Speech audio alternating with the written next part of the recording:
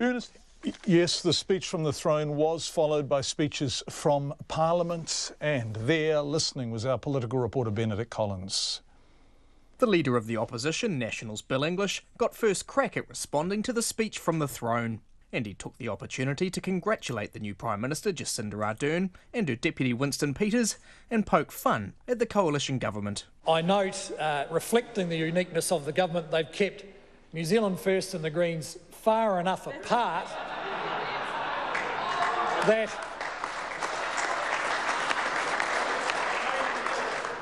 they hope each of them will forget the other is there. Mr English then went on the attack, accusing the government of being too reliant on good intentions. Here's a good example just from the last couple of days of good intentions. Let's go to Australia and show them how firm and fresh the new government is by talking about retaliation for their tertiary fees policy. Well, that was the intention. Well, guess what actually happened? Australians found out we're offering them free domestic tertiary education in New Zealand.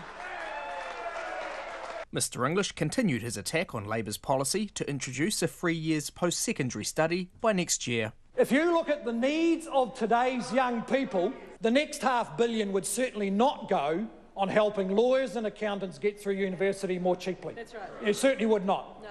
And I hope the government enjoys explaining to the checkout operators and the truck drivers why they are paying more when the tax cuts are abolished, paying more to make tertiary education cheaper. The Prime Minister, Jacinda Ardern, asked Parliament to allow her to vent her frustration at Mr English's attacks. The Leader of the Opposition has continually claimed that a checkout operator will be paying for others to learn.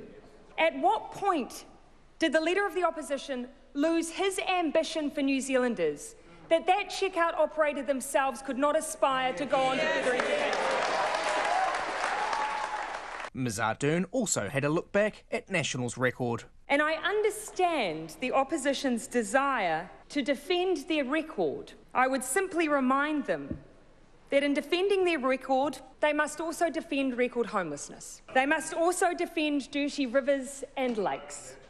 They must also defend inequality and, yes, child poverty. So by all means, defend the record of the last 9 years while we get on with fixing it.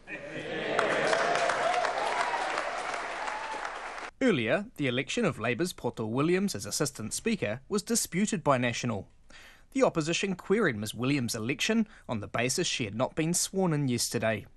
The Speaker, Trevor Mallard, said she was eligible to be elected as she is an MP and is away on parliamentary business. The election of National's Anne Tolley as Deputy Speaker went smoothly. From Parliament for Checkpoint, Benedict Collins.